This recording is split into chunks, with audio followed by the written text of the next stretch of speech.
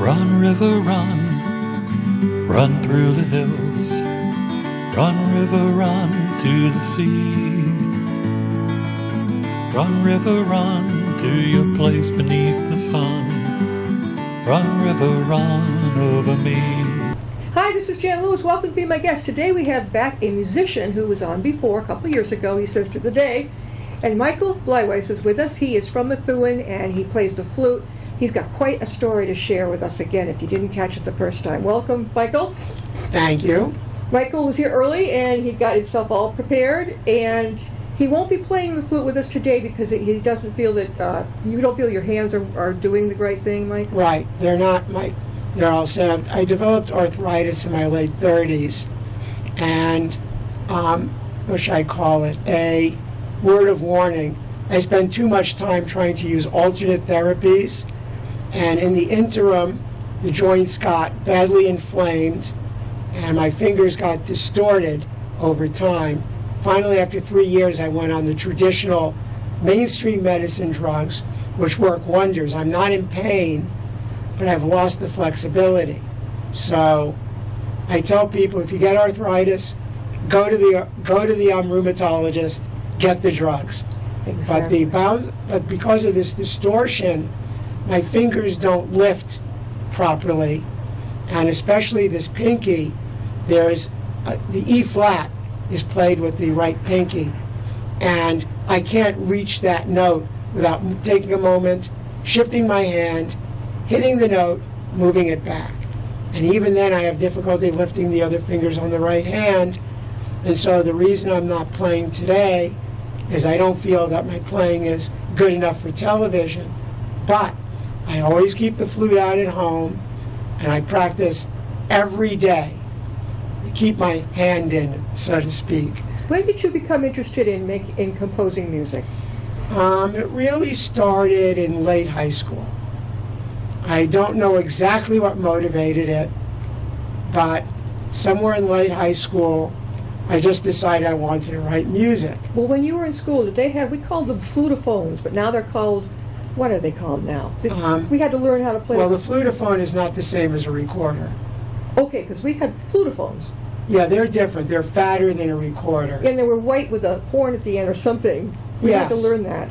I liked it. Yeah. They're kind of like, I don't know why they don't put the kids right on recorder instead, because recorder is actually a real instrument. Oh, yeah. There are people who play it professionally in groups. What's the difference between that and the flutophone? The flutophone is, the body's kind of fat. It kind of, looks like a snake that ate its dinner and it's still working its way down. It's fat in the middle, thin at the end. Okay. Whereas a recorder is straight through. Yeah. It's a straight tube. Yeah. I remember the flutophone we had was white, and it was straight, and there's this little honk thing, a little horn thing at the end. Yeah, bell it's called. Yeah, and it was a fun thing to learn. Yeah, well, I had it in first grade. You did? You had it in first grade? Yeah, but the school didn't continue it past that. So then what happened is when I was in fourth grade, we had the end of the year music concert. Mm-hmm. And these two girls got up and they played a flute duet. I believe it was an arrangement of Schubert's Rosamunde. I didn't know that at the time, and I actually have asked one of the girls, who continued in my school system through high school, and at one of the reunions I asked her what it was, and she said, "Darned if I can remember." But you remembered. But I remembered, and I just fell in love with parallel thirds on flute. Yeah. So I ran home after school that day and said, I want to learn flute. So the next year they signed me up, which was a year later than you usually start. Sure. But I moved into that school system in the middle of fourth grade. This was New Milford, New Jersey. I had been in New York before that. Yeah. So. Where did you grow up, Michael? Well, I started out in the Bronx. Oh, the Bronx. The Bronx. And then when I was 10, we moved to this little bedroom community in northeast New Jersey called New Milford. New Jersey. And I was there through high school. Yep. And then I went off to college in Cambridge, Mass. Which college did you go to? MIT. Because you were majoring in physics, right? Yes, I knew I wanted to major in physics somewhere around 10th grade. My goal was to really understand general relativity. As it turned out, the math you need for general relativity was beyond what my brain could handle. So I wound up getting a master's degree in applied physics and working in originally energy policy and technology. Then I moved into light bulbs at Sylvania. Then I got seduced by the computer side of the force, moved into computer programming, did that for about 8 years, and then wound up moving into tech support. Oh my God. You did well in school, didn't you? I did. To get into MIT, you got to be a genius. Yes, up until MIT. Then I started struggling to keep up. Okay, so I will admit that. So when you left college, Michael, then what? What did you do then? Well, you were getting sick too. He's going to share his story. Well, let's back up. That I took a music minor in college. Mm-hmm. MIT requires every student to take a humanities minor. They want well-rounded graduates. Yeah.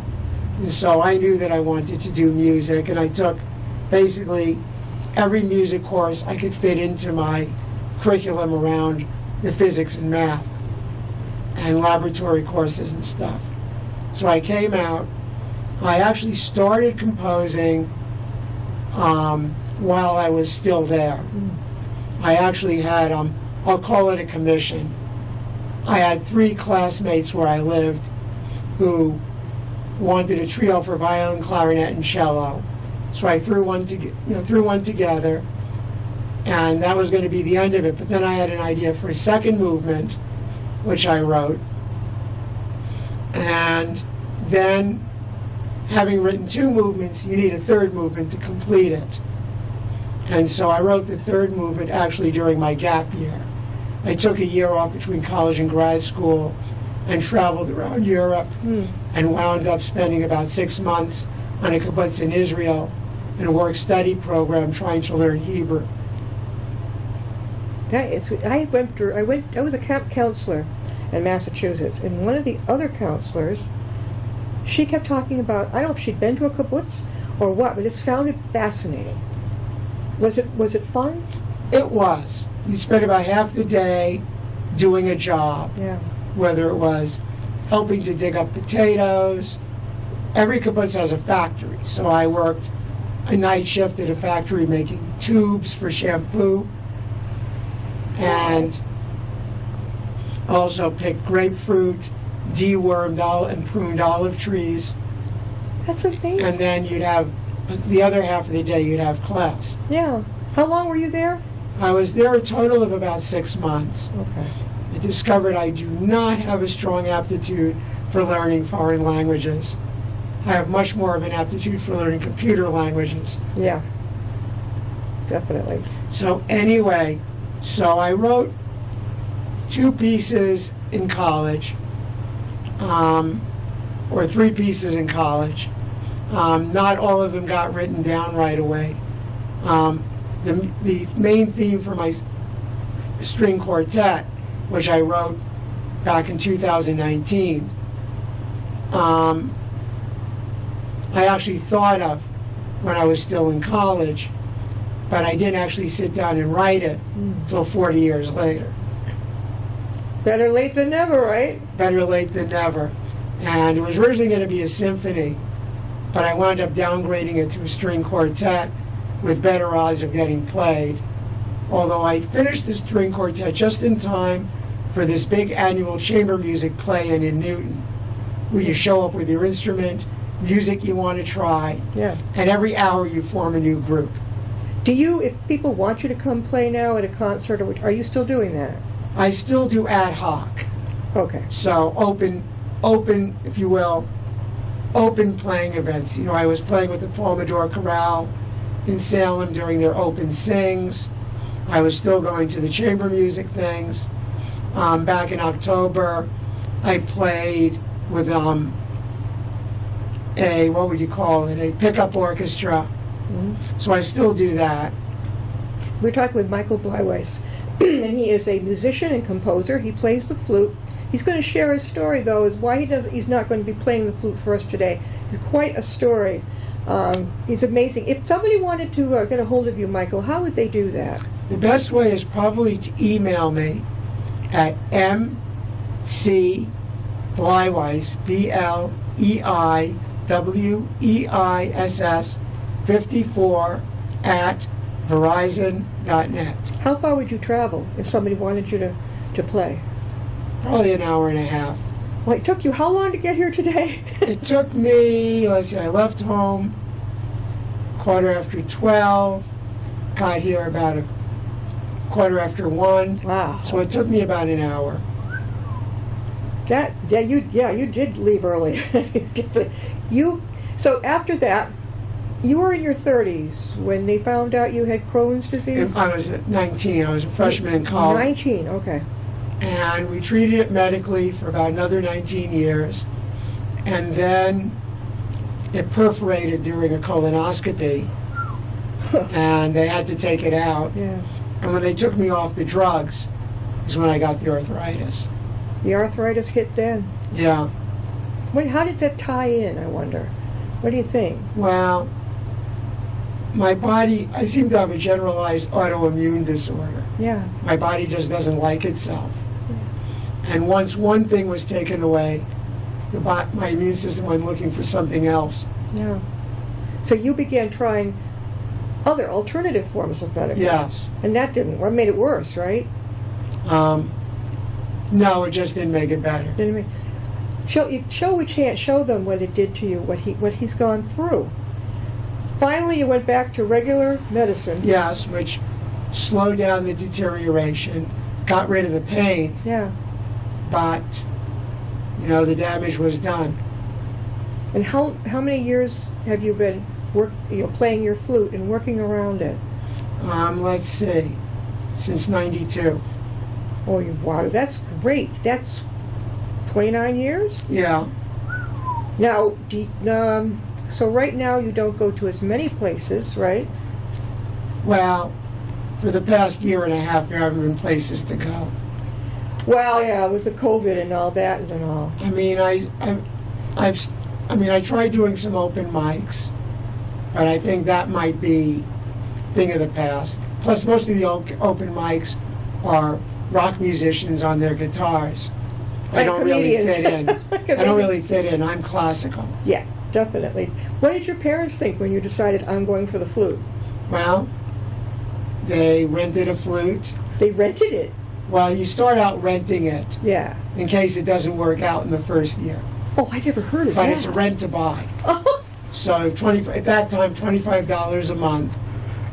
And then if you decide to keep the flute, you just pay the balance between what you've paid so far Yeah. and the actual cost of the flute. And you kept it, right? I kept it. Actually, I had to go back to it Yeah. after the arthritis hit. I wound up upgrading to a good open hole flute, but I can't hit the holes anymore. Yeah. It's like sideways, yeah. I think our focus is moving away from what. Yeah. That's yeah. I like to get back to the music. Oh, you want to talk again about the music? Go for it. Well, my purpose for being here is to promote my music. Sure. So, anyway, I've been composing, since I was in college.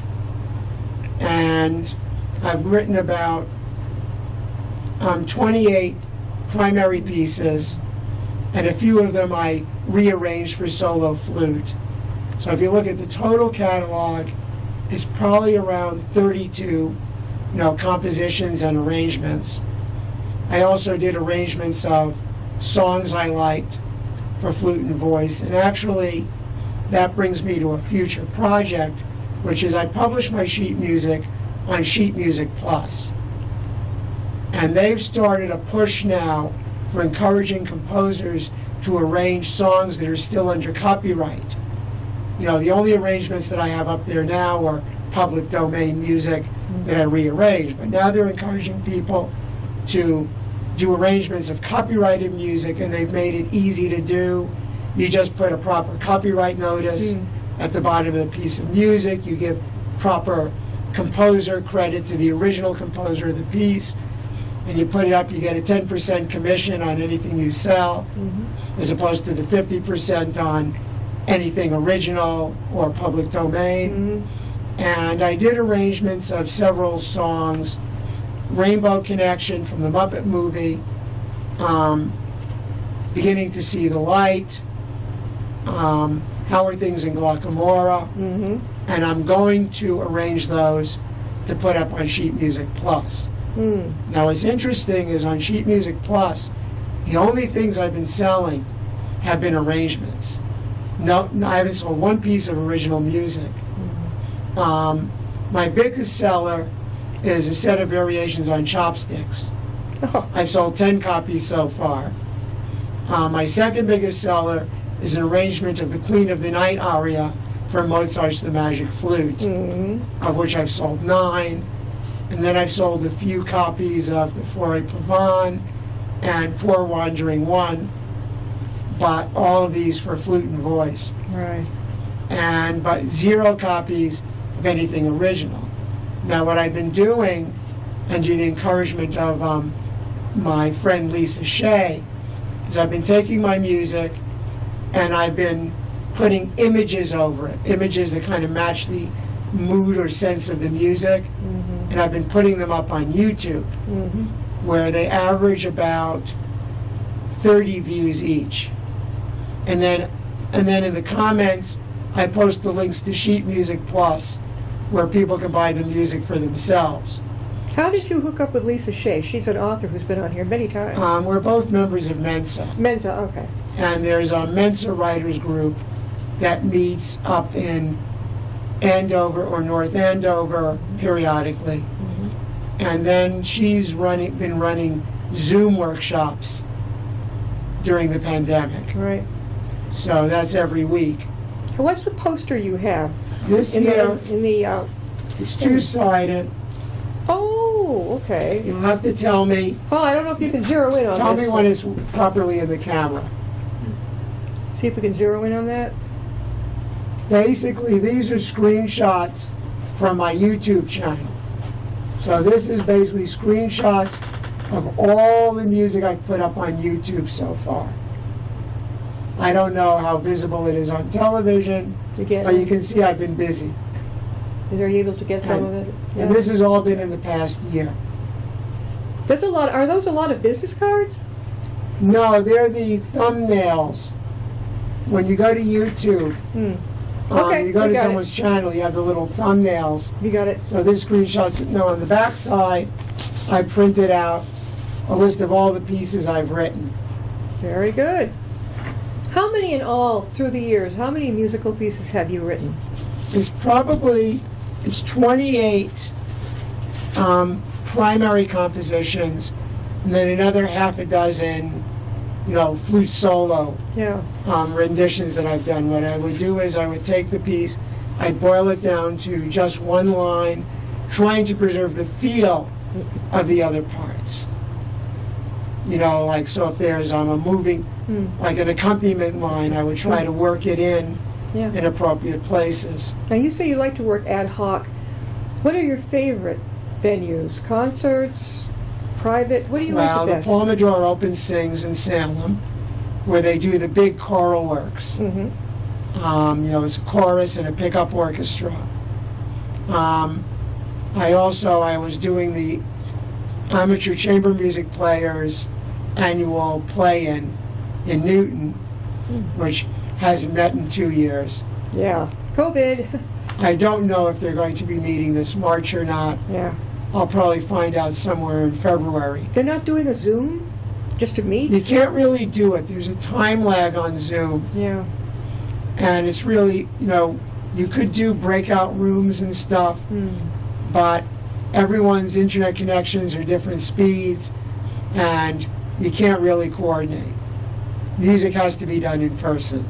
I know that when you were on the first time you was on the program, just before COVID, I had suggested that you get in touch with Dana Farber up the street, the cancer, because they were having pianists, guitarists, which is great for the patient's morale. And I'm not sure, did you ever connect with them? I spoke to them, but I decided that it was a long commute and that my flute playing was no longer up to snuff for solo work. When you're playing with a group, you can kind of bury your mistakes. Yeah, yeah. You like playing with a group? I do. I Yeah. still do. I mean, I originally, played in bands. I played in bands up until probably about 1994, Yeah, when I wasn't up to doing the long rehearsals yeah. and the concerts, and I dropped out. Plus, I also dropped out because one of my brothers was getting married, and I wanted to write a piece to play at his wedding. And did you play it yourself?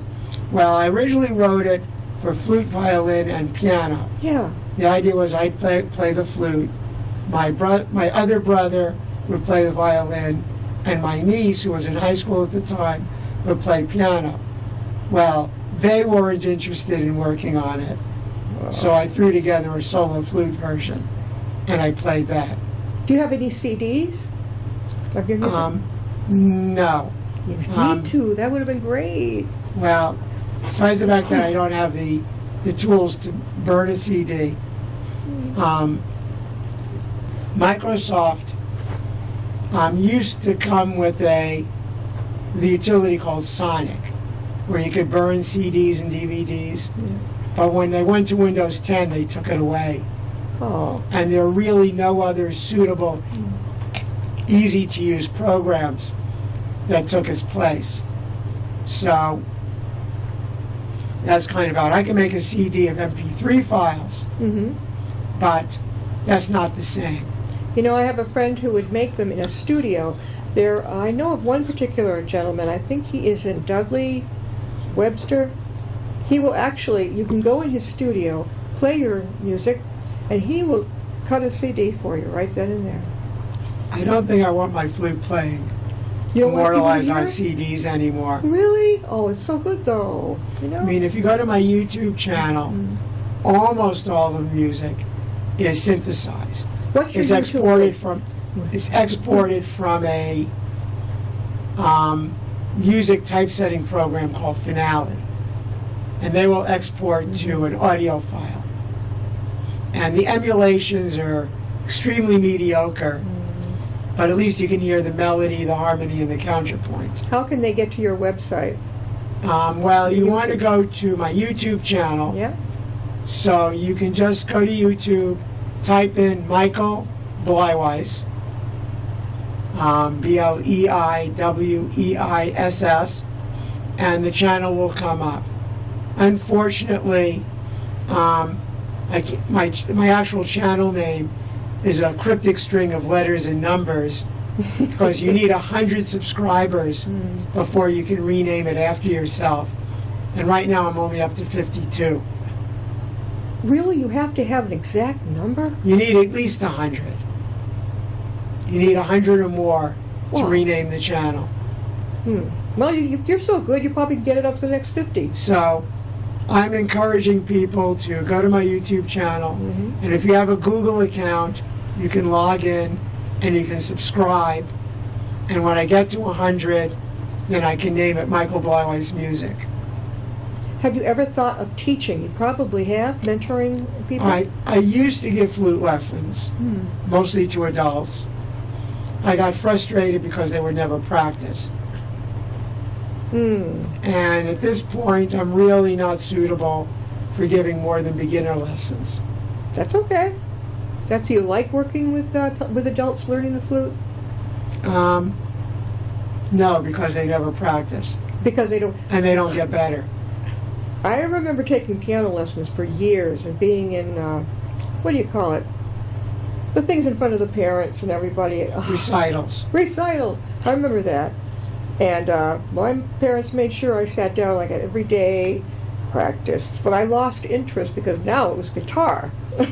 It's like, we've got about 4 minutes left. So, Michael, you're available if somebody would like to have you come and play? Or you just kind of have to go it by ad hoc, just by feeling? By ad hoc and by feeling. Like I said, it's, I'm not happy with my performances anymore.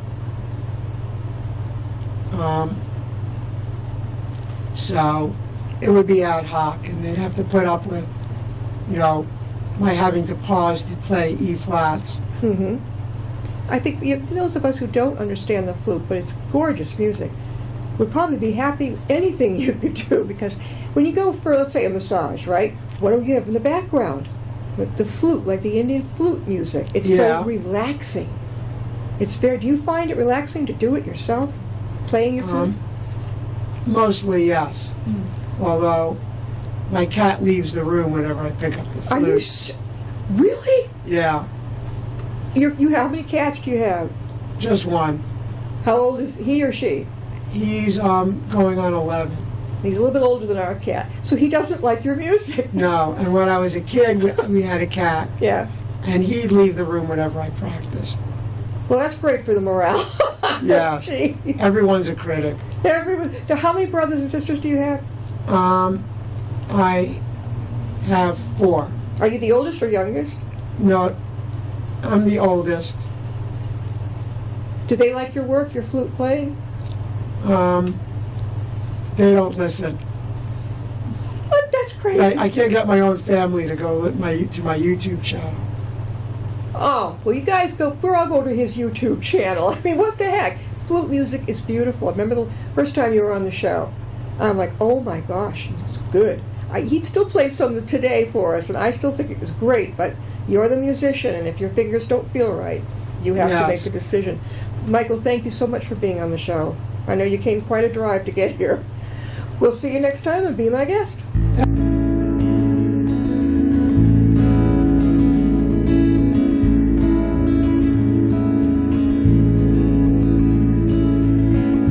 Riding on a shooting star, heading out toward a dream. Tomorrow's even closer than it seems.